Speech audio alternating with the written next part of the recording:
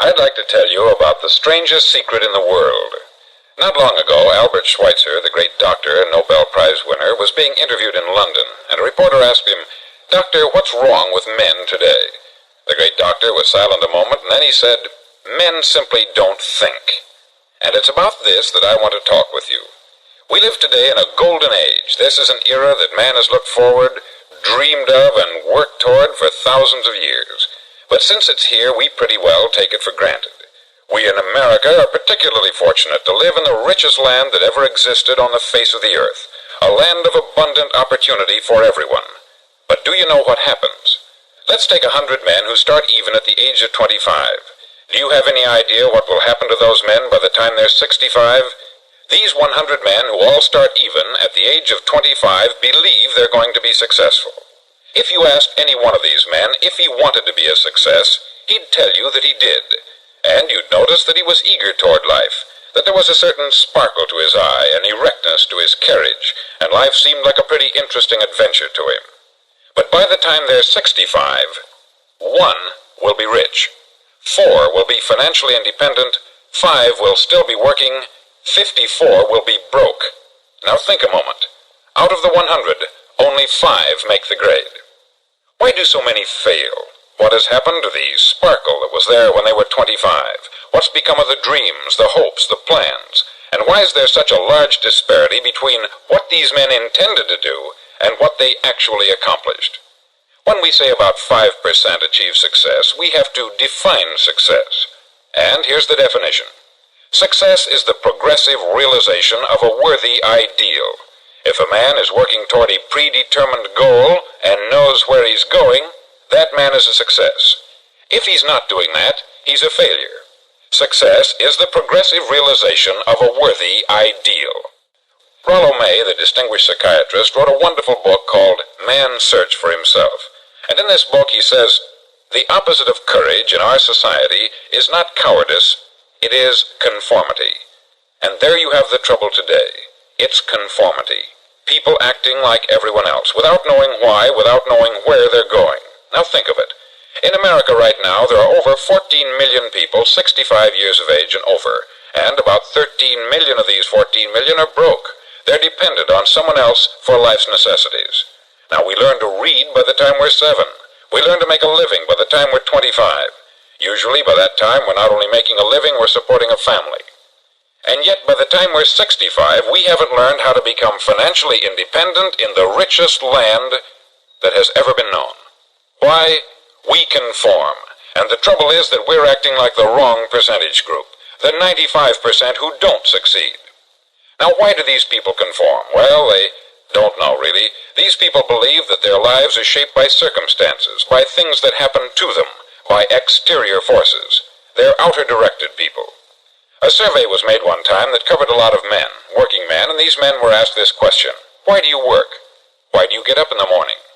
19 out of 20 had no idea. If you ask them, they'll say, everyone goes to work in the morning. And that's the reason they do it, because everyone else is doing it. Now let's get back to our definition of success. Who succeeds? The only man who succeeds is the man who is progressively realizing a worthy ideal. He's the man who says, I'm going to become this, and then begins to work toward that goal. I'll tell you who the successful people are. A success is the school teacher who's teaching school because that's what she wanted to do. The success is the woman who's a wife and mother because she wanted to become a wife and mother and is doing a good job of it. The success is the man who runs the corner gas station because that's what he wanted to do. The success is the successful salesman who wants to become a top-notch salesman and grow and build with his organization. A success is anyone who is doing deliberately a predetermined job because that's what he decided to do deliberately. But only 1 out of 20 does that. That's why today there isn't really any competition unless we make it for ourselves. Instead of competing, all we have to do is create. Now for 20 years I looked for the key which would determine what would happen to a human being. Was there a key I wanted to know which would make the future a promise that we could foretell to a large extent?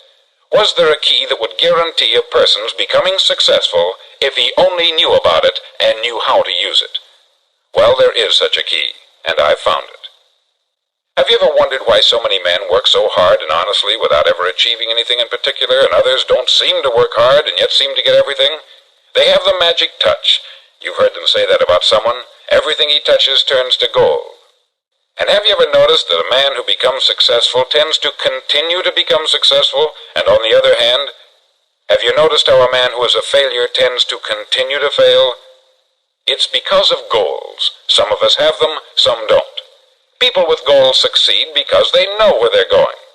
Now think of a ship leaving a harbor, and think of it with the complete voyage mapped out and planned. The captain and crew know exactly where it's going and how long it will take. It has a definite goal. 9,999 times out of 10,000 it will get to where it started out to get. Now let's take another ship, just like the first, only let's not put a crew on it, or a captain at the helm. Let's give it no aiming point, no goal, no destination. We just start the engines and let it go. I think you'll agree with me that if it gets out of the harbor at all, it will either sink or wind up on some deserted beach a derelict. It can't go any place because it has no destination and no guidance. It's the same with a human being. Take the salesman, for example. There is no other person in the world today with the future of a good salesman. Selling is the world's highest paid profession, if we're good at it and if we know where we're going. Every company needs top-notch salesmen, and they reward those men. The sky is the limit for them. But how many can you find? Someone once said, the human race is fixed, not to prevent the strong from winning, but to prevent the weak from losing. The American economy today can be likened to a convoy in time of war. The entire economy is slowed down to protect its weakest link, just as the convoy had to go at the speed that would permit its slowest vessel to remain in formation. That's why it's so easy to make a living today. It takes no particular brains or talent to make a living and support a family today, so we have a plateau of so-called security, if that's what a person's looking for. But we do have to decide how high above this plateau we want to aim for. Now let's get back to the strangest secret in the world, the story that I wanted to tell you today. Why do men with goals succeed in life, and men without them fail? Well, let me tell you something which, if you really understand it, will alter your life immediately. If you understand completely what I'm going to tell you from this moment on, your life will never be the same again. You'll suddenly find that good luck just seems to be attracted to you. The things you want just seem to fall in line. And from now on, you won't have the problems, the worries, the gnawing lump of anxiety that perhaps you've experienced before. Doubt, fear, well, they'll be things of the past. Here's the key to success, and the key to failure. We become what we think about. Now let me say that again. We become what we think about. Throughout all history, the great wise men and teachers, philosophers and prophets have disagreed with one another on many different things. It is only on this one point that they are in complete and unanimous agreement. Listen to what Marcus Aurelius, the great Roman emperor, said. He said, "A man's life is what his thoughts make of it." Disraeli said this, "Everything comes if a man will only wait.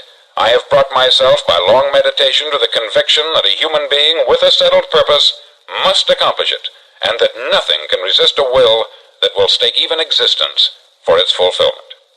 Ralph Waldo Emerson said this, "A man is what he thinks about all day long." William James said, "The greatest discovery of my generation is that human beings can alter their lives by altering their attitudes of mind." And he also said, "We need only in cold blood act as if the thing in question were real, and it will become infallibly real by growing into such a connection with our life that it will become real. It will become so knit with habit and emotion that our interest in it will be those which characterize belief." He also said this, "If you only care enough for a result, you will almost certainly attain it. If you wish to be rich, you will be rich.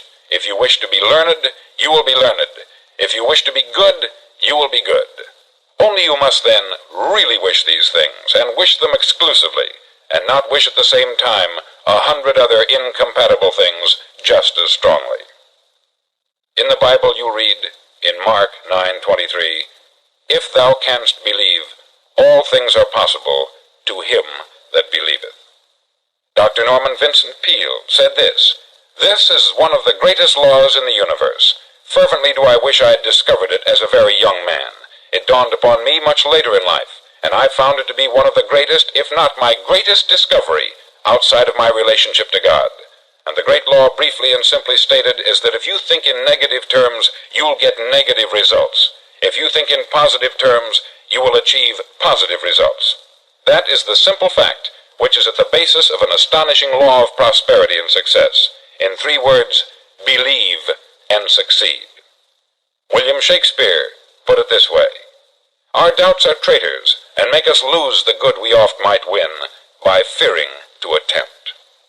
George Bernard Shaw said, people are always blaming their circumstances for what they are. I don't believe in circumstances. The people who get on in this world are the people who get up and look for the circumstances they want, and if they can't find them, make them. Well, it's pretty apparent, isn't it?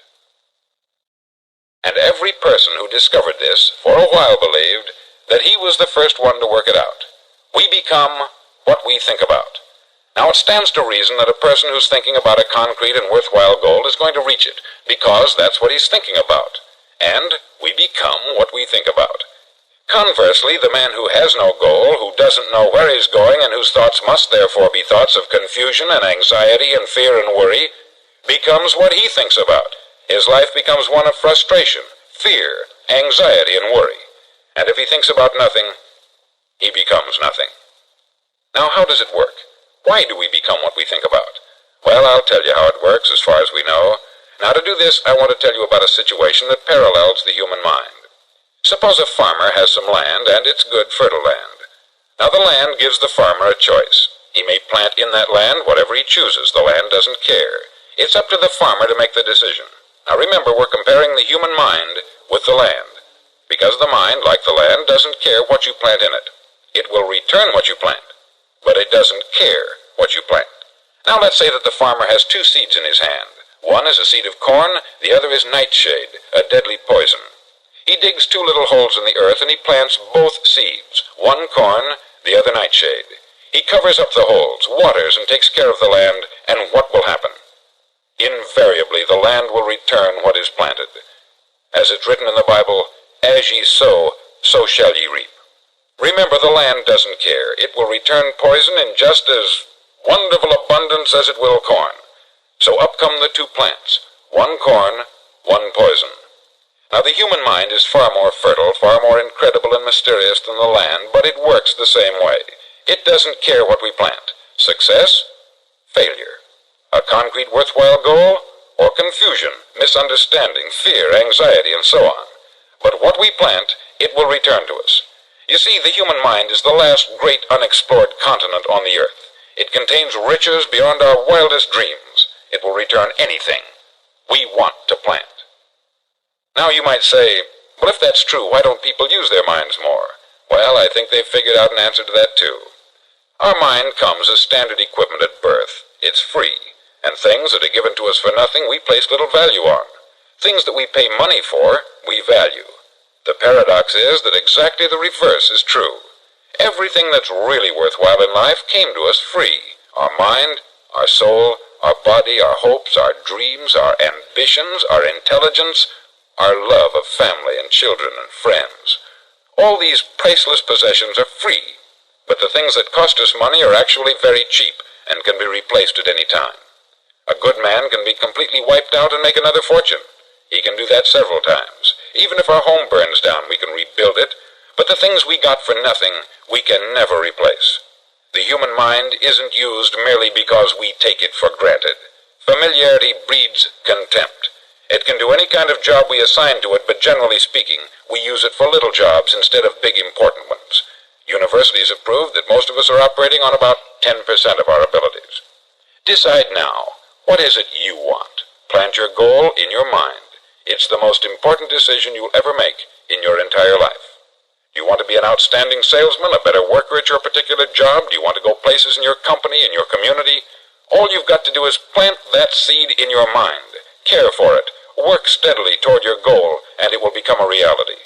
It not only will, there's no way that it cannot. You see, that is a law, like the laws of Sir Isaac Newton, the laws of gravity. If you get on top of a building and jump off, you'll always go down. You'll never go up. And it's the same with all the other laws of nature. They always work, they're inflexible. Think about your goal in a relaxed, positive way. Picture yourself in your mind's eye as having already achieved this goal. See yourself doing the things you will be doing when you've reached your goal. Ours has been called the phenobarbital age, the age of ulcers and nervous breakdowns. At a time when medical research has raised us to a new plateau of good health and longevity, far too many of us worry ourselves into an early grave trying to cope with things in our own little personal ways, without learning a few great laws that will take care of everything for us.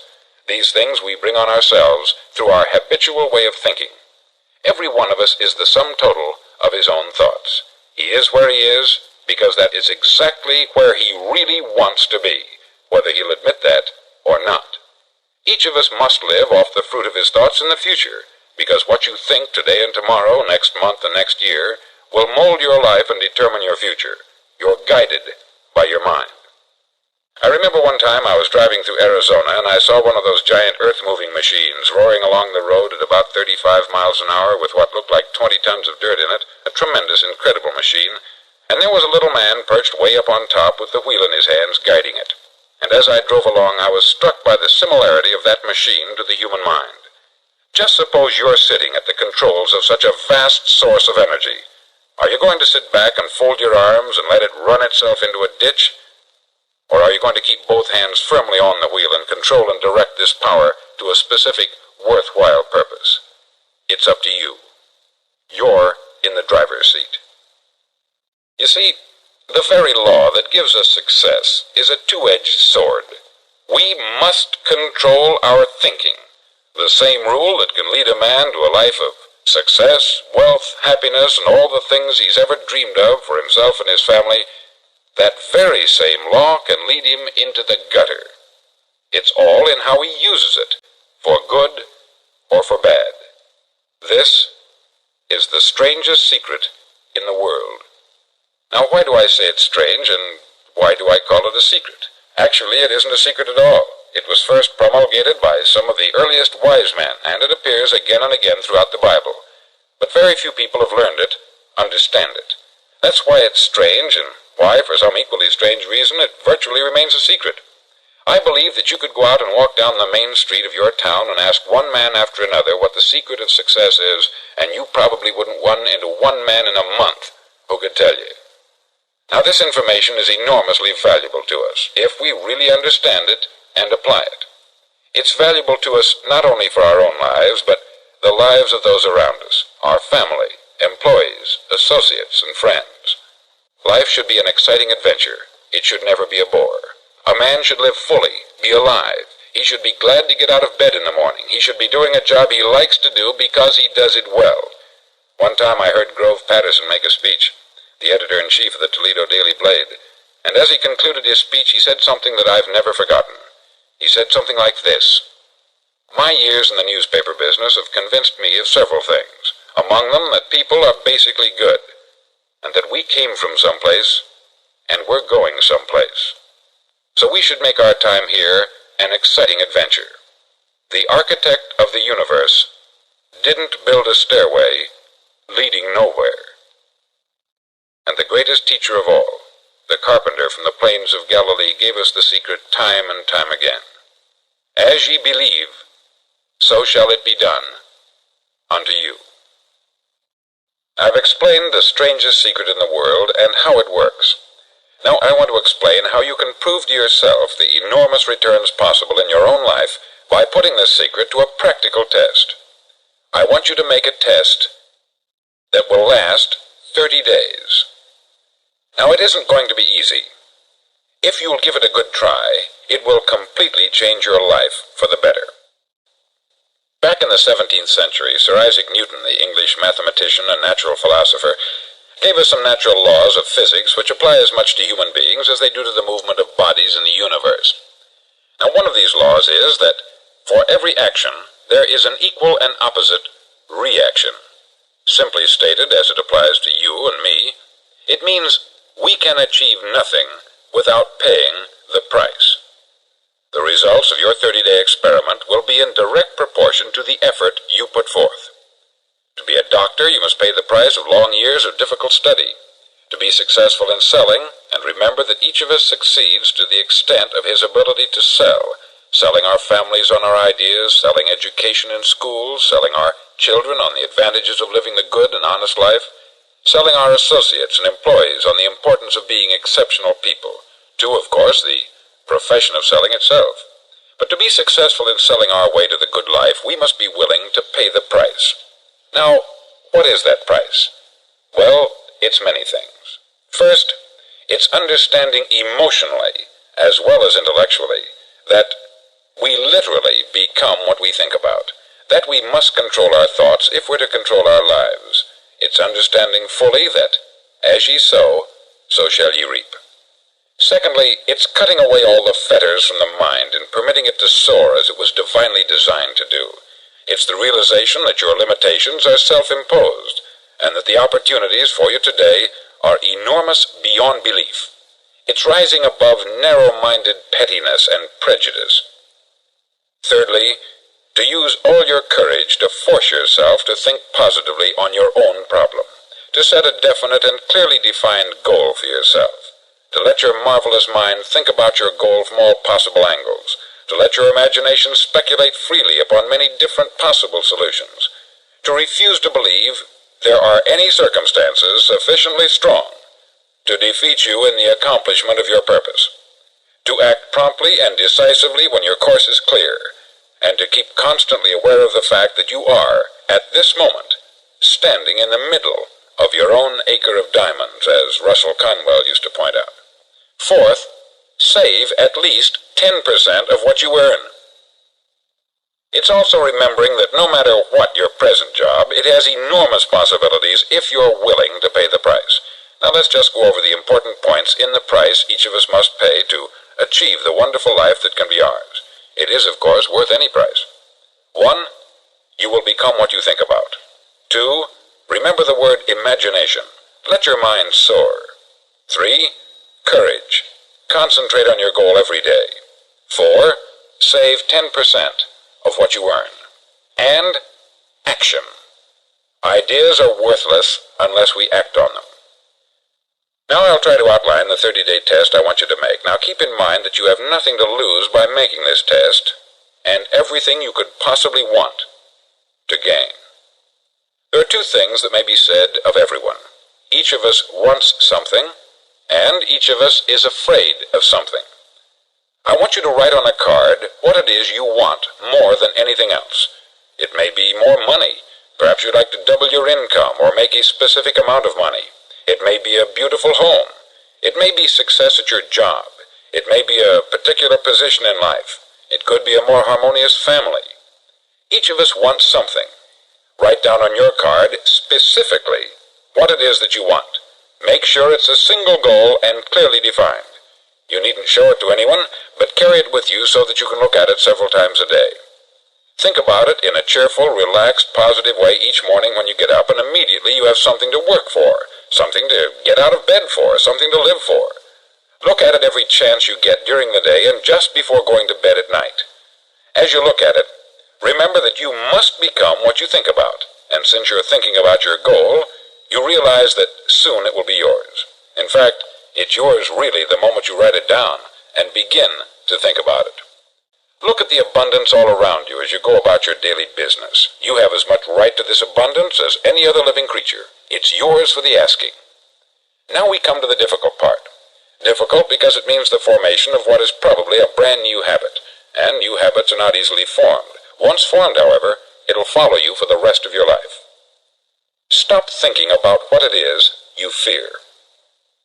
Each time a fearful or negative thought comes into your consciousness, replace it with a mental picture of your positive and worthwhile goal. There will come times when you will feel like giving up. It's easier for a human being to think negatively than positively. That's why only 5% is successful. You must begin now to place yourself in that group. For 30 days you must take control of your mind. It will think only about what you permit it to think. Each day for this 30-day test, do more than you have to do. In addition to maintaining a cheerful, positive outlook, give of yourself more than you've ever done before.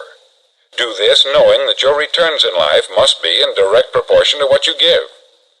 The moment you decide on a goal to work toward, you're immediately a successful person. You're then in that rare and successful category of people who know where they're going. Out of every 100 people, you belong to the top 5.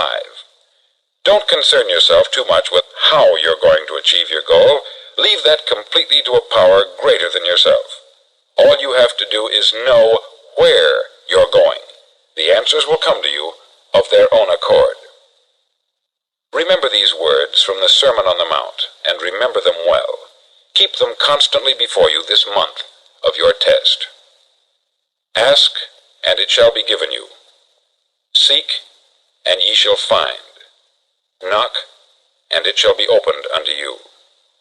For every one that asketh receiveth, and he that seeketh findeth, and to him that knocketh it shall be opened. It's as marvelous and as simple as that. In fact, it's so simple that in our seemingly complicated world it's difficult for an adult to understand that all he needs is a purpose and faith. For 30 days, do your best. If you're a salesman, go at it as you've never done before, not in hectic fashion, but with the calm, cheerful assurance that time well spent will give you the abundance in return you deserve and want. No matter what your job, do it as you've never done it before for 30 days. And if you've kept your goal before you every day, you'll wonder and marvel at this new life you've found. Dorothea Brand, outstanding editor and writer, discovered it for herself and tells about it in her fine book, Wake Up and Live. Her entire philosophy is reduced to the words, act as though it were impossible to fail. She made her own test with sincerity and faith, and her entire life was changed to one of overwhelming success. Now you make your test for 30 full days. Don't start your test until you've made up your mind to stick with it. You see, by being persistent, you're demonstrating faith. Persistence is simply another word for faith. If you didn't have faith, you would never persist. If you should fail during your first 30 days, by that I mean suddenly find yourself overwhelmed by negative thoughts, you've got to start over again from that point and go 30 more days. Gradually your new habit will form until you find yourself one of that wonderful minority to whom virtually nothing is impossible. Don't forget the card. It's vitally important as you begin this new way of living. On one side of the card, write your goal, whatever it may be. On the other side, write the words we've quoted from the Sermon on the Mount. Ask, and it shall be given you. Seek, and ye shall find. Knock, and it shall be opened unto you. Nothing great was ever accomplished without inspiration. See that during these crucial first 30 days, your own inspiration is kept at a peak. Above all, don't worry. Worry brings fear, and fear is crippling. The only thing that can cause you to worry during your test is trying to do it all yourself. Know that all you have to do is hold your goal before you. Everything else will take care of itself. Remember also to keep calm and cheerful. Don't let petty things annoy you and get you off course. Now, since making this test is difficult, some may say, well, why should I bother? Well, look at the alternative. No one wants to be a failure. No one really wants to be a mediocre individual. No one wants a life constantly filled with worry, fear, and frustration. Therefore, remember that you must reap that which you sow. If you sow negative thoughts, your life will be filled with negative things. If you sow positive thoughts, your life will be cheerful, successful, and positive. Now, gradually, you will have a tendency to forget what you've heard on this record. Play it often. Keep reminding yourself of what you must do to form this new habit. Gather your whole family about and listen to what's been said here at regular intervals. You know, most men will tell you that they want to make money without understanding the law. The only people who make money work in the mint. The rest of us must earn money. This is what causes those who keep looking for something for nothing or a free ride to fail in life. The only way to earn money is by providing people with services or products which are needed and useful. We exchange our product or service for the other man's money. Therefore, the law is that our financial return will be in direct proportion to our service. Success is not the result of making money. Making money is the result of success, and success is in direct proportion to our service. Most people have this law backwards. They believe that you're successful if you earn a lot of money. The truth is that you can only earn money after you're successful. It's like the story of the man who sat in front of the stove and said to it, "Give me heat, and then I'll add the wood." How many men and women do you know, or do you suppose there are today, who take the same attitude toward life? There are millions. We've got to put the fuel in before we can expect heat. Likewise, we've got to be of service first before we can expect money. Don't concern yourself with the money. Be of service. Build, work, dream, create. Do this, and you'll find there's no limit to the prosperity and abundance that will come to you. Prosperity is founded upon a law of mutual exchange. Any person who contributes to prosperity must prosper in turn himself. Sometimes the return will not come from those you serve, but it must come to you from someplace, for that is the law. For every action, there is an equal and opposite reaction. As you go daily through your 30-day test period, remember that your success will always be measured by the quality and quantity of service you render, and money is a yardstick for measuring this service. No man can get rich himself unless he enriches others. There are no exceptions to a law. You can drive down any street in America and from your car estimate the service that's being rendered by the people living on that street. Had you ever thought of this yardstick before? It's interesting. Some, like ministers and priests and other devoted people, measure their returns in the realm of the spiritual, but again, their returns are equal to their service. Once this law is fully understood, any thinking person can tell his own fortune. If he wants more, he must be of more service to those from whom he receives his return. If he wants less, he has only to reduce this service. This is the price you must pay for what you want. If you believe you can enrich yourself by deluding others, you can only end by deluding yourself. It may take some time, but just as surely as you breathe, you'll get back what you put out. Don't ever make the mistake of thinking you can avert this. It's impossible. The prisons and the streets where the lonely walk are filled with people who tried to make new laws just for themselves. We may avoid the laws of man, but there are greater laws that cannot be broken. An outstanding medical doctor recently pointed out 6 steps that will help you realize success. 1. Set yourself a definite goal. 2. Quit running yourself down. 3. Stop thinking of all the reasons why you cannot be successful, and instead think of all the reasons why you can. 4. Trace your attitudes back through your childhood and try to discover where you first got the idea you couldn't be a success, if that's the way you've been thinking. 5. Change the image you have of yourself by writing out a description of the person you would like to be. And 6. Act the part of the successful person you have decided to become. The doctor who wrote those words is a noted West Coast psychiatrist, David Harold Fink, M.D. Do what all experts since the dawn of recorded history have told you you must do. Pay the price by becoming the person you want to become. It's not nearly as difficult as living unsuccessfully. Make your 30-day test. Then repeat it. Then repeat it again. Each time it will become more a part of you until you'll wonder how you could ever have lived any other way. Live this new way, and the floodgates of abundance will open and pour over you more riches than you may have dreamed existed.